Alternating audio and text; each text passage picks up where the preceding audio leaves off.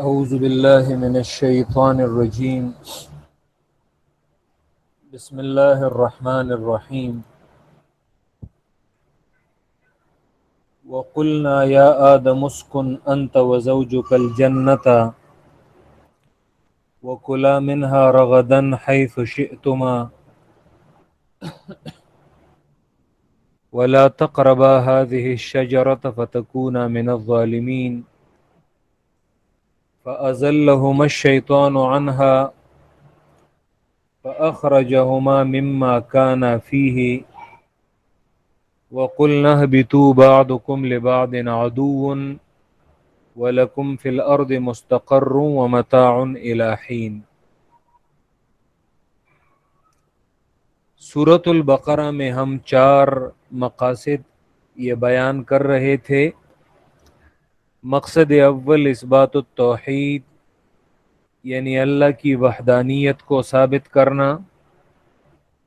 دوسری بات رسول اللہ صلی اللہ علیہ وسلم کی رسالت کو ثابت کرنا۔ تیسرا مقصد الجہاد فی سبیل اللہ، اور چوتھا مقصد الانفاق فی سبیل اللہ۔ سورت 4 حصوں میں تقسیم ہے۔ یہ پہلا حصہ 96 آیات، اور اس پہلے حصے میں مرکزی مضمون ہے اثبات التوحید۔ یہ پہلا حصہ یہ 3 ابواب پر مشتمل ہے۔ باب اول 20 آیات تھا، جس میں ان 3 گروہوں کی تفصیل اور وضاحت تھی جو سورۃ الفاتحہ میں اجمالاً اور مختصراً وہ فرقے وہ گزر چکے تھے۔ یہاں پر ان فرقوں کی صفات اور ان کا حکم دنیاوی اور حکم اخروی مزید واضح کرنے کے لیے، تاکہ انہیں پہچاننے میں کوئی دقت سامنے نہ آئے، 2 مثالیں ذکر کی گئیں۔ اور یہ یاد رکھیں، دلیل اور مثال میں فرق ہوتا ہے۔ دلیل کسی دعوے کو ثابت کرنے کے لیے دی جاتی ہے، جبکہ مثال کسی بات کو واضح کرنے کے لیے پیش کی جاتی ہے۔ بعض لوگ دلیلوں میں اور قصے کہانیوں میں فرق نہیں سمجھتے۔ یہ یاد رکھیں، دلیل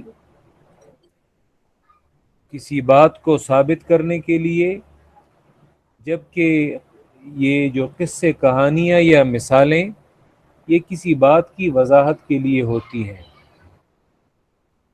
ہاں، اگر قرآن میں اللہ نے گزشتہ پیغمبروں یا گزشتہ اقوام سے کوئی دلیل پیش کی ہو کسی بات کو واضح کرنے کے لیے، وہ الگ بات ہے۔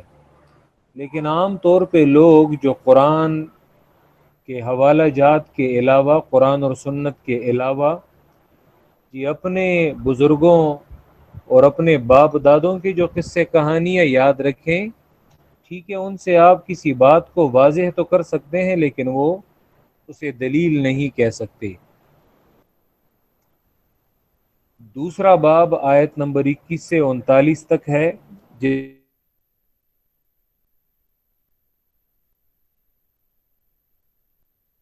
جس میں عام خطاب ہے، مرکزی دعویٰ اعبدوا ربکم، اور اس دعوے کو ثابت کرنے کے لیے 5 عقلی دلائل۔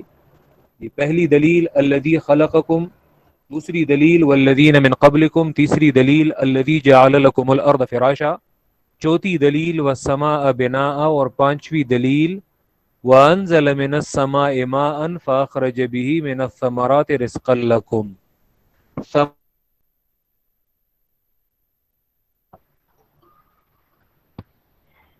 پھر آیت نمبر 23 میں 4 باتیں ذکر کی گئیں۔ یہ پہلی بات دلیل وحی، یہ توحید پر، دوسری بات مطالبہ دلیل، تیسری بات حقانیت قرآن، اور چوتھی بات اثبات رسالت۔ پھر آیت نمبر 24 میں توحید نہ ماننے والوں کو زجر دیا گیا، فاتقوا النار، اور آیت نمبر 25 میں توحید ماننے والوں کو کامل بشارت اور خوشخبری دی گئی۔ پھر آیت نمبر 26 میں جی ایک اعتراض اور شبے کو دفع کیا گیا. مخالف کے پاس چونکہ دلیل تو ہوتی نہیں ہے تو وہ شبہ اور اعتراض پیش کرتا ہے. یہ اللہ کی کیسی کتاب ہے کہ اس میں یہ چھوٹی چھوٹی مثالیں آگ اور پانی کی ذکر کی جاتی ہیں؟ جواب: مثال بالذات مقصود نہیں ہوتی، بلکہ مثال کسی بات کی وضاحت کے لیے پیش کی جاتی ہے. پھر آیت نمبر 28 کیف تکفرون باللہ سے نعم اربعہ، چار نعمتیں. اور میں نے یہ کہا تھا کہ قرآن مجید اپنی بات کو منوانے کے لیے مختلف انداز اختیار کرتا ہے. کبھی وہ دلائل پیش کرتا ہے تو کبھی وہ احسانات اور انعامات گنواتا ہے. یہ پہلی نعمت: تمہیں میں نے وجود بخشا، تم عدم تھے، تم نیست تھے، تمہیں میں نے ہست کر دیا. کیف تکفرون باللہ، تم کس طرح اللہ کی توحید سے انکار کرتے ہو. دوسری نعمت آیت نمبر 29 میں زمین کی تمام نعمتیں تمہارے فائدے کے لیے پیدا کی گئی ہیں. کیف تکفرون باللہ. تیسری نعمت آیت نمبر 30 سے تمہارے جد امجد آدم کو میں نے فضیلت دی فرشتوں پر اور جنات پر. کیف تکفرون باللہ. اور یہ یاد رکھیں کہ یہ جو آدم کا یہ قصہ ہے تو اس میں فرشتوں کا یہ قول جو ہے وَنَحْنُ نُسَبِّحُ بِحَمْدِكَ وَنُقَدِّسُ لَكَ، تو یہ دعوی توحید پر فرشتوں سے دلیل نقلی بھی ہے. کہ ایک تھے دلائل عقلیہ، جو 5 دلائل ہم نے آیت نمبر 21 اور 22 میں پیش کیے. پھر آیت نمبر 23 میں ہم نے دلیل وحی، یعنی جس کی نسبت اللہ نے اپنی جانب کی کہ میں نے اس قرآن کو میں نے نازل کیا ہے اور اس قرآن میں یہ دعویٰ میں نے پیش کیا ہے. نزلنا علی عبدنا. یہاں پہ آدم کے اس واقعے میں وَنَحْنُ نُسَبِّحُ بِحَمْدِكَ وَنُقَدِّسُ لَكَ، فرشتے بھی اللہ کی توحید کا اقرار کرتے ہیں. تو یہ فرشتوں سے بطور دلیل نقلی ہے، نقل ہے، یہ فرشتوں سے منقول ہے، تو اسے دلیل نقلی کہتے ہیں. آدم کی فضیلت کو اللہ نے علم کے طور پہ بھی ثابت کیا کہ فرشتے ان چیزوں کا جواب نہ دے سکے جو اللہ نے آدم کی فطرت میں رکھے تھے. اور پھر فرشتوں سے اور جنات کے ابو الجن سے حضرت آدم کو سجدہ بھی کروایا. کہ کل ہم نے سجدے میں وضاحت کی تھی کہ یہ سجدہ آدم کو کون سا تھا، تو ان میں سب سے جو راجح قول ہے وہ یہ ہے کہ یہ سجدہ آدم کو بطور قبلہ تھا اور سجدہ حقیقتاً اللہ کو تھا. جیسا کہ ہم یہ کعبہ کو بطور قبلہ اس جانب سر جھکاتے ہیں، لیکن عبادت ہماری حقیقت میں وہ اللہ کے لیے ہے. خود سوچیں، جب کعبۃ اللہ کی عبادت نہیں ہے یہ تو کسی پیر اور کسی قبر کی عبادت یہ کہاں سے جائز ہے؟ جیسے لوگ عام طور پہ قبروں کی عبادت کرتے ہیں، اس کے سامنے سر جھکاتے ہیں، یاد رکھیں یہ حرام ہے اور یہ ناجائز ہے، شرک ہے. وَكَانَ مِنَ الْكَافِرِينَ میں ہم نے 2 معنی کیے تھے. یہ کانا اپنے معنی میں اور تھا وہ کافروں میں سے. اللہ کے علم میں، یعنی اللہ کے علم میں تو ابلیس پہلے سے ہی کافروں میں سے تھا، لیکن جب اس نے سجدے سے انکار کیا تو اس کا وہ کفر جو ہے وہ ظاہر ہوا. یا اس کی دوسری توجیہ اور دوسرا معنی، چونکہ کانا جو ہے یہ افعال ناقصہ میں سے ہے، تو افعال ناقصہ میں ایک فعل ناقص وہ دوسرے فعل ناقص کی جگہ آتا ہے، تو یہاں پہ حذف نکالنے کی ضرورت نہیں ہے کہ فی علم اللہ، بلکہ کانا کو بمعنی اشارہ کر دیں. معنی کیا؟ اور بن گیا شیطان اور بن گیا ابلیس انکار کرنے والوں میں سے. یعنی جب اس نے اللہ کے اس حکم سے انکار کیا تو وہ کیا بنا؟ وہ کافر بن گیا اور وہ منکر بن گیا. اب آدم کو اللہ نے اسے اور پھر اس سے اس کی زوجہ جو ہے وہ بھی پیدا کی.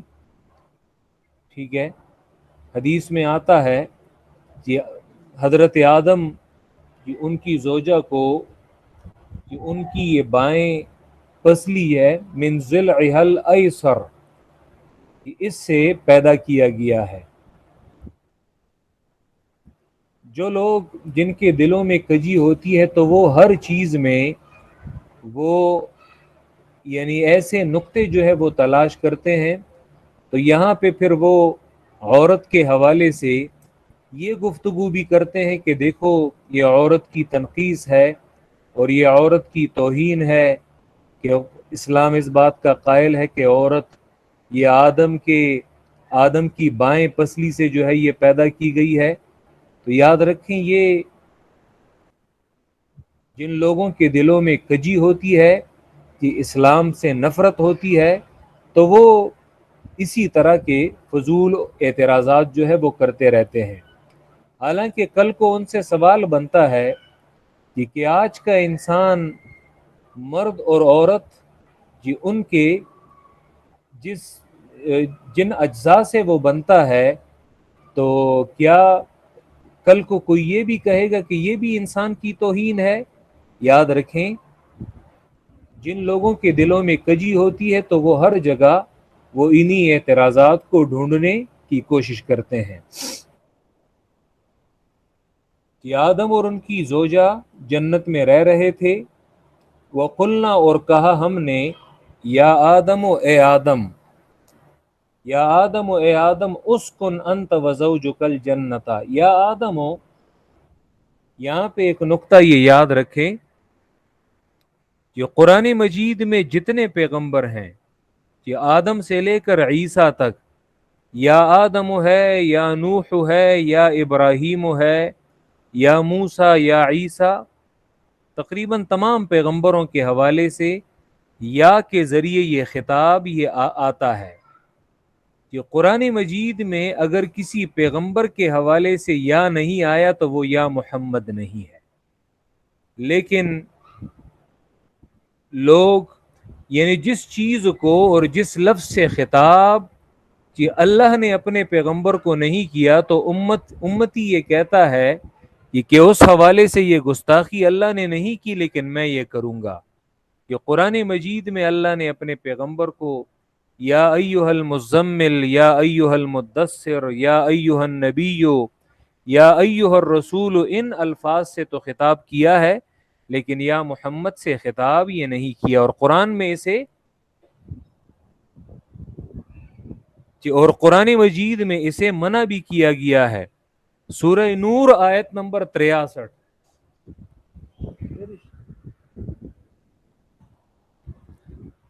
سورہ نور آیت نمبر 63، لا تجعلوا دعاء الرسول بینکم کدعاء بعضکم بعضا، کہ پیغمبر کو ایسی آواز نہ دو جیسے کہ تم آپس میں ایک دوسرے کو آوازیں یہ دیتے ہو۔ تو یہ ایک علمی نقطہ یہ بھی یاد رکھیں۔ اور کہا ہم نے یا آدم و اے آدم اسکن انتا، رہو تم، وزوجکا اور تمہاری زوجہ اور تمہاری بیوی، الجنتا جنت میں،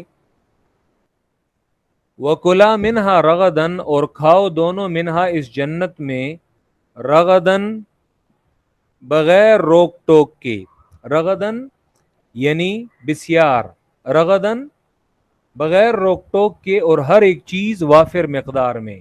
رغدن کا معنی بغیر روک ٹوک کے، یعنی ہر وہ چیز جو فراخی میں ہو اور اس میں کشادگی ہو، وسعت ہو اور اس میں کوئی ممانعت نہ ہو، کوئی کمی نہ ہو، ہر ایک چیز جو ہے وہ بغیر روک ٹوک کے اور وافر مقدار میں کھاؤ۔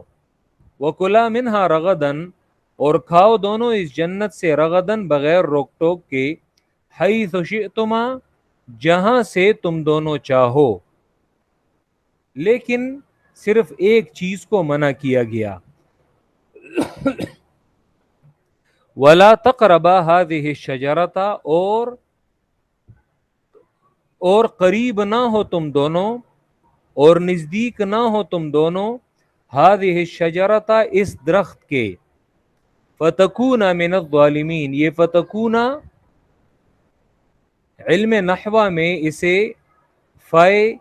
فصیحیہ بھی کہتے ہیں اور فائے تفریعیہ بھی کہتے ہیں، یعنی یہ تفریح ہے ماقبل پر، لیکن وہ جملہ یہاں پہ مذکور نہیں ہے بلکہ اسے آپ نے محذوف نکالنا ہے۔ وَلَا تَقْرَبَا هَذِهِ الشَّجَرَةَ، اور قریب نہ جاؤ تم دونوں اس درخت کے، ان تقربا، کہ اگر تم دونوں قریب گئے تو کیا ہو جائے گا؟ فَتَكُونَا مِنَ الظَّالِمِينَ، تو ہو جاؤ گے تم من الظالمین، یہ کمی کرنے والوں میں سے۔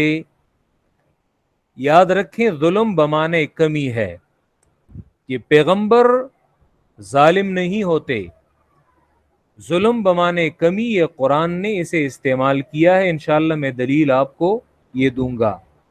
اور ظلم اصل میں لغت میں آتا بھی یہ کمی کے معنوں میں ہے، نقصان کے معنوں میں۔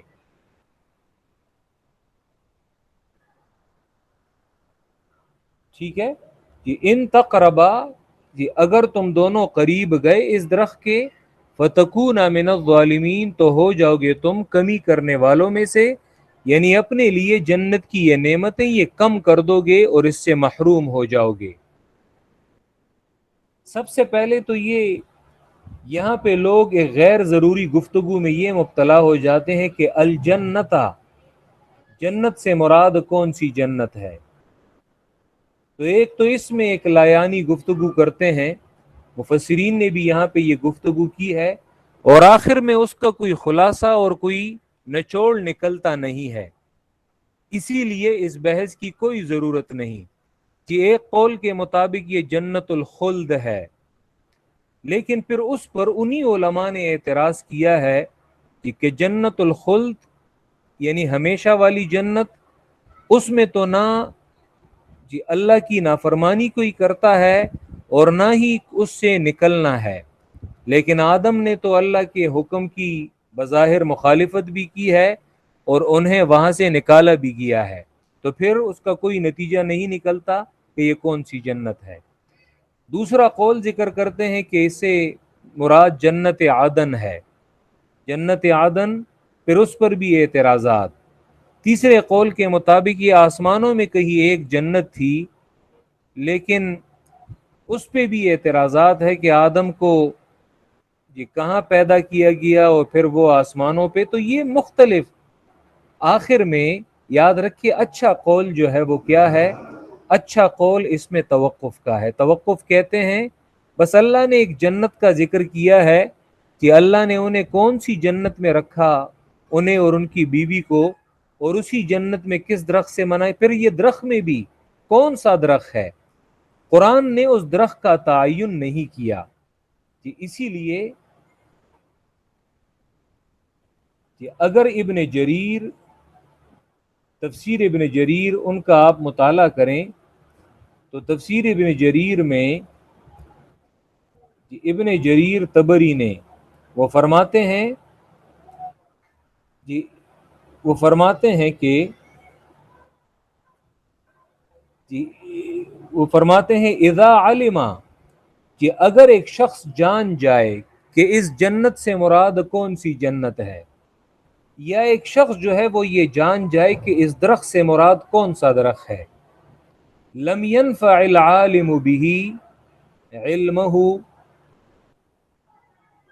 لم ينفع العالم به علمه، تو عالم کو اس علم کا کوئی فائدہ نہیں ہے، کوئی فائدہ نہیں ہے کہ اگر اسے اس جنت کا پتہ چل جائے یا اسے اس درخت کا پتہ چل جائے کہ یہ کون سا درخت تھا۔ وَإِن جَهِلَهُ جَاهِلٌ، اور اگر کوئی شخص جو ہے اس سے لا علم رہے، جاہل سے مراد لا علم رہے، لم يضرہ جہلہ بھی، تو ان دونوں چیزوں سے لا علم ہونا اسے نقصان نہیں دیتا، یعنی اگر ہمیں اس جنت کا پتہ نہ چلے اور ہمیں اس درخت کا پتہ نہ چلے تو یاد رکھیں یہ کوئی ایسی جہالت نہیں ہے کہ یہ جہالت یہ ہمیں نقصان دیتی ہے، یا ہمارے عقیدے میں کوئی نقصان لازم آتا ہے اور یا ہمارے عمل میں کوئی نقصان یہ لازم آتا ہے۔ اسی لیے یہ بات یاد رکھیں، ہمیشہ قرآن مجید میں جس چیز کی اللہ نے ایسی وضاحت نہیں کی کہ جس میں ہمارے عقیدے اور ہمارے عمل کے حوالے سے ہمیں کوئی فائدہ نہیں دیتا، تو ان چیزوں میں اور ان لایانی بحثوں میں پڑھنے کی ضرورت نہیں ہے۔ کہ اصل چیز ہے قرآن مجید سے اس کا مغز نکالنا، اور قرآن مجید سے اس کا جو اصل لب لباب ہے وہ نکالنا۔ یہاں پہ قرآن مجید میں اللہ نے آدم کے اس قصے کو 7 ٹائم ذکر کیا ہے، 7 مرتبہ ذکر کیا ہے۔ ہر جگہ اس کا اپنا ایک علیحدہ علیحدہ مقصد ہے۔ یہاں پہ آدم کے اس واقعے کو اللہ نے کس مقصد کے لیے ذکر کیا ہے سورہ بقرہ میں؟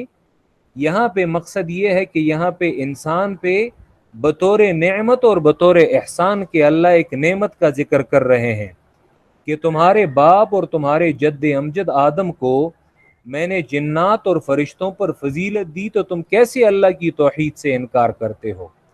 سورہ اعراف میں ہم دوسرا مقصد ذکر کریں گے، سورہ کہف میں تیسرا مقصد، سورہ بنی اسرائیل میں، اور یہ پیغمبروں کے ان واقعات کو ایک ہی جگہ پہ، اور جہاں پہ بعض پیغمبروں کے واقعات کو ایک ہی جگہ میں ذکر کیا ہے تو وہاں پہ ہم اس کی علت ذکر کریں گے۔ کہ قرآن مجید میں حضرت موسیٰ کے واقعے کو 100 مرتبہ سے زیادہ ذکر کیا ہے۔ یاد رکھیں ہر جگہ اس کے ذکر کرنے کا علیحدہ علیحدہ مقصد ہے، ٹھیک ہے؟ تو یہاں پہ اصل مقصد وہ لوگوں سے رہ جاتا ہے اور لوگ غیر ضروری بحثوں میں وہ پڑ جاتے ہیں۔ وَلَا تَقْرَبَا هَذِهِ الشَّجَرَةَ، اور قریب نہ جاؤ کہ اس درخت کے۔ یاد رکھیں یہ اسلام کا اصول ہے، جب وہ کسی چیز کو منع کرتا ہے تو بالکل اس کا دروازہ بھی بند کر دیتا ہے۔ یہاں پہ قرآن اب یہ نہیں کہہ رہا کہ ولا تاکلوا من هذه الشجرہ، اس درخت سے مت کھاؤ، اب یہ نہیں کہہ رہا قرآن۔ حالانکہ درخت کے قریب نہ جانے کا مطلب ہی یہی ہے کہ اس درخت سے نہ کھاؤ، لیکن وہ کھانے کی بات نہیں کر رہے، بلکہ اس درخت کے قریب بھی نہ جاؤ، کیونکہ قریب جا کر ممکن ہے کہ تم اس درخت سے کھا بھی لو۔ یہ اسلام کا ایک بہترین قاعدہ ہے، جب وہ کسی چیز کو منع کرتا ہے تو اس کے ان دروازوں کو بھی وہ بند کر دیتا ہے۔ جیسے مثلا قرآن میں زنا کے حوالے سے آتا ہے وَلَا تَقْرَبُوا الزِّنَا، اب یہ نہیں کہتا کہ وَلَا تَفْعَلُوا الزِّنَا، زنا مت کرو، یا وَلَا تَزْنُوا، زنا مت کرو، بلکہ کہتا ہے وَلَا تَقْرَبُوا الزِّنَا، زنا کے قریب بھی نہ جاؤ۔ یعنی ہر اس کام سے اجتناب کرو جو انسان کو زنا میں مبتلا کرواتا ہے اور جو انسان کو زنا کی طرف لے جاتا ہے۔ جیسے مثلا بعض یہ تلخ حقائق ہیں، چونکہ قرآن مجید تو اسی اصلاح کے لیے ہے۔ جیسے مثلا کسی کی بھی یہ نیت نہیں ہوتی کہ میں زنا میں واقع ہو جاؤں، لیکن یوتھ جو نوجوان ہوتے ہیں، لڑکیاں لڑکے، تو وہ غیر ارادی طور پر جب آپس میں وہ ایک دوسرے کے ساتھ موبائل نمبر جو ہے وہ شیئر کرتے ہیں، تو شروع میں ان کا مقصد اور ارادہ ایکیڈیمکس کو شیئر کرنا ہوتا ہے، لیکن پھر یہی چیز وہ رفتہ رفتہ وہ اسی تعلق کو آگے بڑھا دیتا ہے، اور رفتہ رفتہ انسان اسی جانب چلا جاتا ہے کہ جس چیز سے اللہ نے انہیں یہ منع کیا تھا۔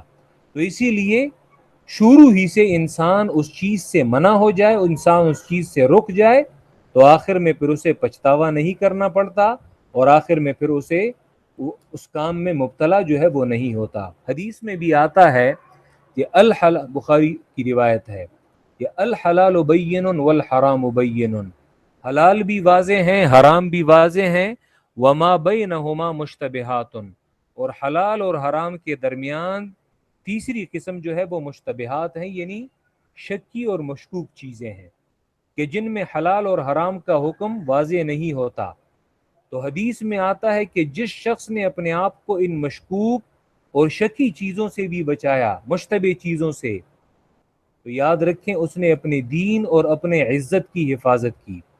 اور جو کوئی مشکوک اور مشتبہ چیزوں میں واقع ہوا تو عنقریب وہ حرام میں بھی واقع ہوگا۔ تو قرآن مجید اور حدیث یہ مشتبہات سے بھی انسان کو ان کے قریب اور ان میں بھی واقع نہ ہونے سے منع کرتا ہے کہ ان چیزوں میں مبتلا نہ ہوں. ولا تقربا هذه الشجرہ، اور قریب نہ جاؤ تم دونوں اس درخت کے، فتکونا من الظالمین، کہ اگر تم قریب گئے تو ہو جاؤ گے تم کمی کرنے والوں میں سے. ظلم بمانے کمی، ظلم بمانے کمی، قرآن مجید نے اس لفظ کو ظلم بمانے کمی اور نقصان کے، قرآن نے خود اس لفظ کو استعمال کیا ہے. کہ اگر آپ دیکھیں قرآن ہو آپ کے پاس تو سورۃ الکہف آیت نمبر 33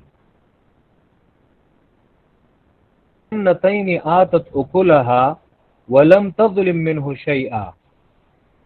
یہاں پہ باغات کا ذکر ہے، ایک شخص کے باغات کا. کلتا الجنتین، باغ کے دونوں اطراف، آتت اکلہا، یعنی راستے کے دونوں اطراف باغات تھے، کہ آتت اکلہا، اپنا پل پورا دیتے تھے. باغ کے دونوں اطراف اپنا پل پورا دیتے تھے. ولم تظلم منہ شیئا، اور ظلم نہیں کرتے تھے اس میں سے ذرہ بر. تو باغ کیا ظلم کر سکتا ہے؟ یاد رکھیں، باغ کا ظلم کرنا یعنی بمانے، یہاں پہ مفسرین کہتے ہیں ولم تظلم اے ولم تنقص، نقصان کے معنوں میں وہ لیتے ہیں.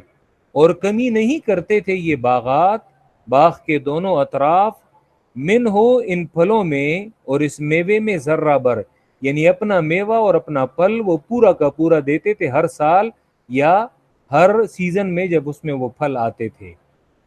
ٹھیک ہے، تو ظلم تظلم، ظلم بمانے کمی. تو یہاں پہ اور پیغمبروں کی شان جو ہے وہ بہت بلند ہوتی ہے.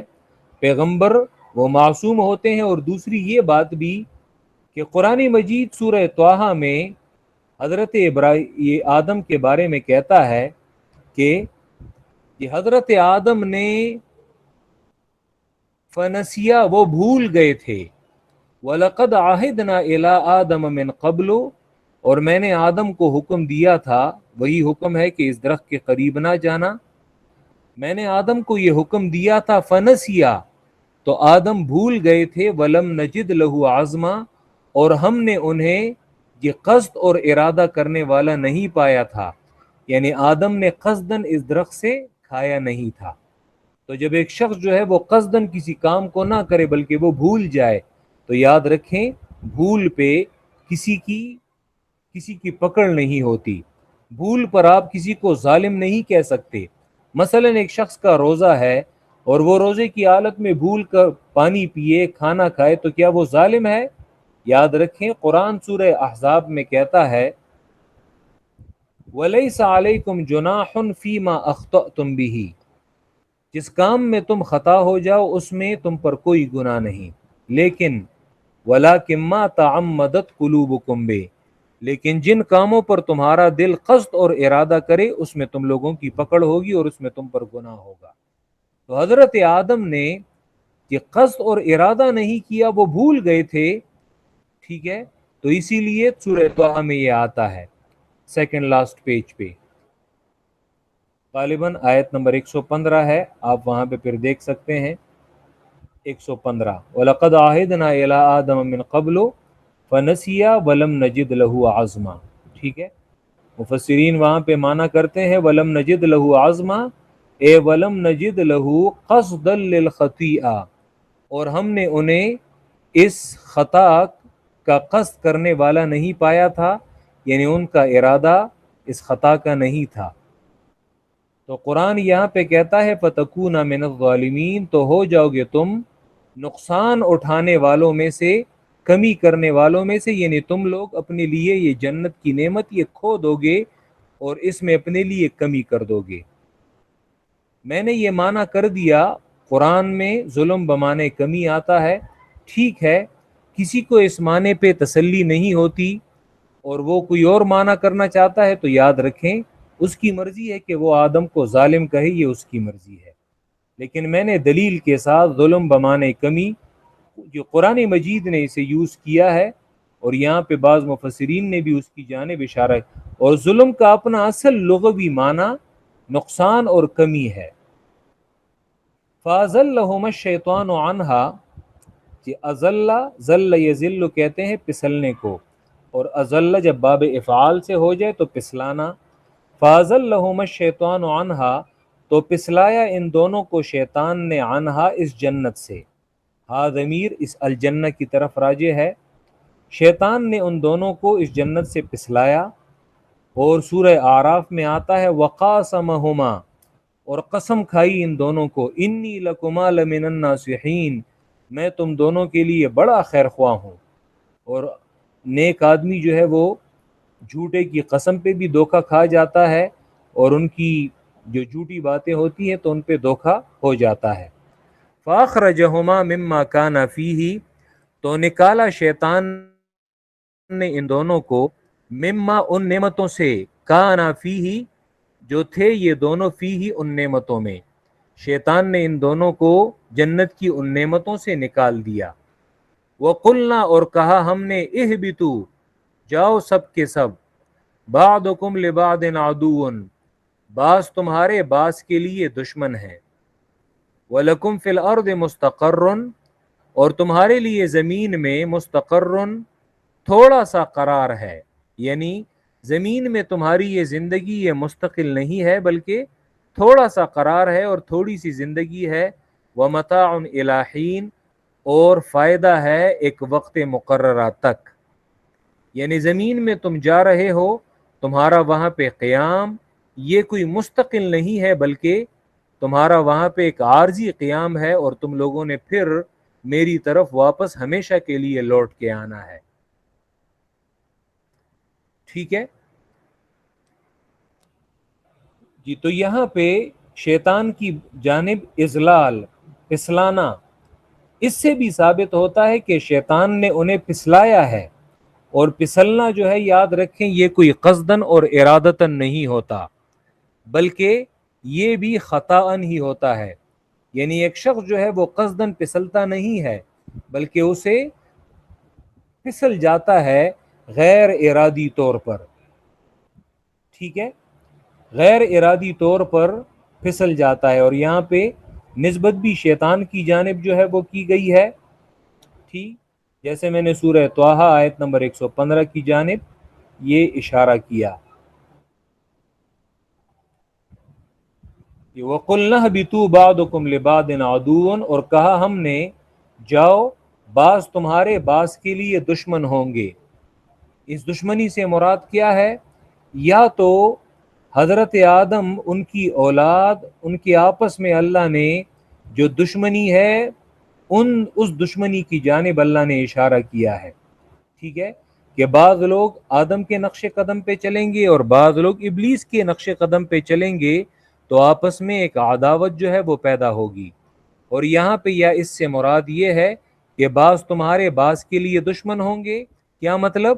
یعنی آدم اور ابلیس میں ایک عداوت ہوگی، اور دونوں جو ہیں وہ ان میں آپس میں ایک چپقلش اور ایک جھگڑا ہوگا، اور یقیناً یہ اس دور سے چلا آ رہا ہے، ایک جانب آدم کی اولاد ہے اور دوسری جانب ابلیس کی اولاد، اور ابلیس کے نقش قدم پہ چلنے والے، ان کی آپس میں ایک عداوت ہے اور ایک جھگڑا ہے، حق اور باطل کی ایک کشمکش وہ چلی آ رہی ہے۔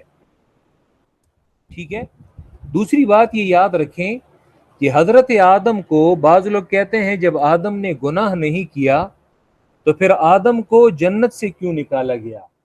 یاد رکھیں یہ تو آدم کی پیدائش سے پہلے ہی جب اللہ نے فرشتوں کے سامنے اس بات کو ظاہر کیا تو فرشتوں کو کیا کہا تھا؟ انی جاعل فی الارض خلیفہ، میں پیدا کرتا ہوں زمین میں۔ تو اللہ نے زمین کی خلافت کے لیے حضرت آدم کو پیدا کیا تھا، اسی لیے ایک وقت مقررہ تک اگر انہیں جنت میں ٹھہرایا گیا یا قیام کروایا گیا تو یاد رکھیں یہ ان کی تربیت کے لیے، اور خود آپ سوچیں یہ سوال کرنا تو بڑا آسان ہے، لیکن جب ایسے وقت میں جب آدم اور حوا کو کہ اللہ وہ زمین پر اتار رہے ہیں اور زمین میں ان دونوں کے علاوہ یہ کوئی نہیں ہے، کوئی نہیں ہے، اور پھر بعض لوگوں نے یہ اقوال جو ہے یہ بھی کیے ہیں، حالانکہ مختلف اقوال ہیں، حتیٰ کہ تفاسیر میں یہ اقوال ملتے ہیں. کوئی کہتا ہے کہ آدم کو ہند میں اتارا گیا، سری لنکا میں، اور حوا کو جدہ میں اتارا گیا.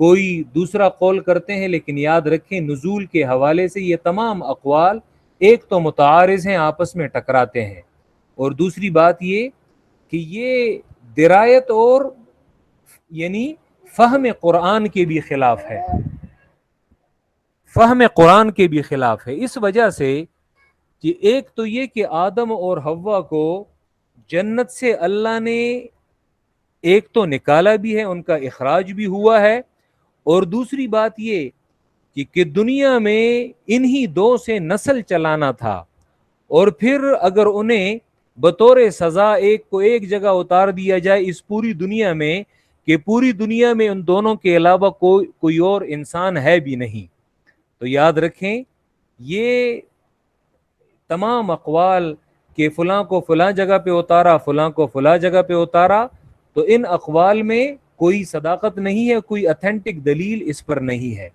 ایک ہی جگہ پہ اتارا، ٹھیک ہے. اور دوسری بات یہ کہ آدم کو ان سے یعنی یہ کام جو کروایا گیا کہ وَلَا تَقْرَبَا هَذِهِ الشَّجَرَةَ، کہ اس درخت کے قریب بھی نہ جاؤ. چونکہ آدم کو اللہ نے زمین کے لیے پیدا کیا تھا، تو انہیں جنت میں ایک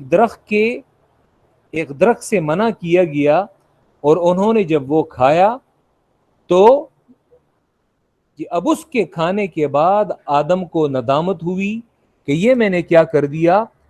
تو پھر اس کے بعد انہوں نے وہ کلمات کہے جو سورہ اعراف آیت نمبر 23 میں منقول ہیں، قال ربنا ظلمنا انفسنا وان لم تغفر لنا وترحمنا لنكونن من الخاسرین. یہ کلمات انہوں نے کہے اور اللہ نے ان کی جو لغزش ہے وہ انہیں معاف کر دی. تو آدم کو پھر جب جنت سے نکالا گیا اور اللہ نے ان سے یہ وعدہ کیا کہ میں تمہاری اس لغزش کو معاف کر دوں گا لیکن تمہیں دنیا میں جانا ہوگا، تو آدم پھر خوشی خوشی اس لیے وہ جنت سے دنیا میں آنے پر راضی ہوئے کہ چلیں اس بات کی وجہ سے کہ اگر میری لغزش اور میری خطا جو ہے وہ معاف ہوتی ہے تو پھر وہ دنیا میں خوشی خوشی آئے کہ اللہ میری اس لغزش کو معاف فرما دیں.